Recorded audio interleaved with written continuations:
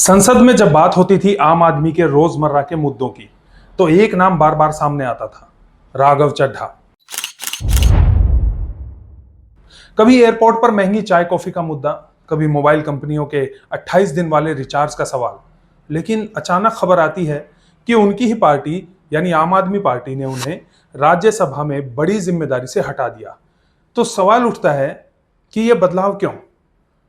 क्या इसके पीछे कोई बड़ी राजनीतिक कहानी है?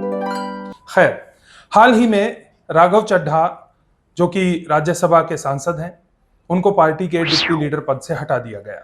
उनकी जगह अशोक मित्तल को यह जिम्मेदारी दे दी गई।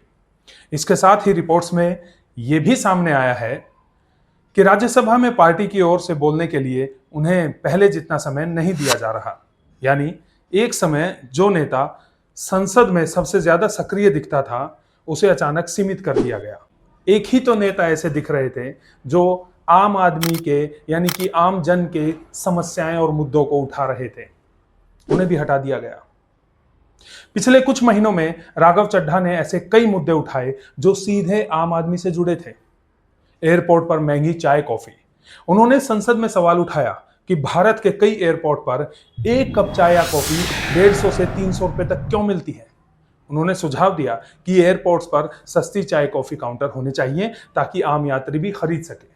28 दिन वाला मोबाइल रिचार्ज, जी हां, उन्होंने यह भी मुद्दा उठाया कि मोबाइल कंपनियां 30 दिन की जगह 28 दिन का प्लान क्यों देती हैं। इससे साल में यूजर को 13 बार रिचार्ज करना पड़ता है, जबकि होना चाहिए था सिर्फ 12 बार। उन्होंने मांग की कि सरकार कंपनियों को निर्देश दे कि रिचार्ज प्लान 30 दिन का ही होना चाहिए। इसके अलावा उन्होंने डिलीवरी बॉय और ऐप बेस्ड वर्कर्स यानी गिग वर्कर्स के लिए सामाजिक सुरक्षा और बीमा की मांग भी उठाई। तो क्या यही वजह है कि उन्हें अचानक पद से हटा दिया गया? मीडिया पर सवाल उठने लगे हैं, जो नेता आम आदमी के मुद्दे उठा रहा था उसे ही साइडलाइन कर दिया गया, या यूं कहें जो नेता आम आदमी के मुद्दे उठा रहा था उसे ही उठाकर साइड में रख दिया गया। कई यूजर्स ने लिखा, संसद में असली मुद्दे उठाने वालों को ही क्यों हटाया जाता है। दूसरी तरफ आम आदमी पार्टी का कहना है कि यह सिर्फ ऑर्गेनाइजेशनल चेंज है। पार्टी का तर्क है कि राज्यसभा में नई रणनीति के तहत नई जिम्मेदारियां दी गई हैं, यानी आधिकारिक तौर पर इसे किसी विवाद से नहीं जोड़ा गया। लेकिन राजनीतिक गलियारों में कई तरह की चर्चाएं शुरू हो गई हैं। कुछ एक्सपर्ट्स का मानना है कि पार्टी के अंदर रणनीतिक बदलाव हो रहे हैं, अलग अलग नेताओं को नई भूमिकाएं दी जा रही हैं, जबकि कुछ लोग इसे अंदरूनी मतभेद से भी जोड़कर देख रहे हैं। हालांकि इन दावों की कोई आधिकारिक पुष्टि नहीं है, लेकिन इस पूरे घटनाक्रम से एक बड़ा सवाल जरूर निकलता है।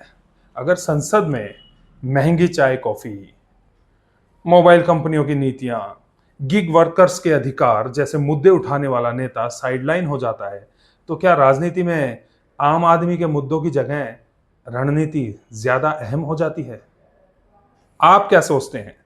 क्या राघव चड्ढा को हटाना सिर्फ एक ऑर्गेनाइजेशनल डिसीजन है, या फिर इसके नीचे कोई बड़ी राजनीतिक कहानी छिपी है? अपनी राय कमेंट में जरूर दें। Thank you.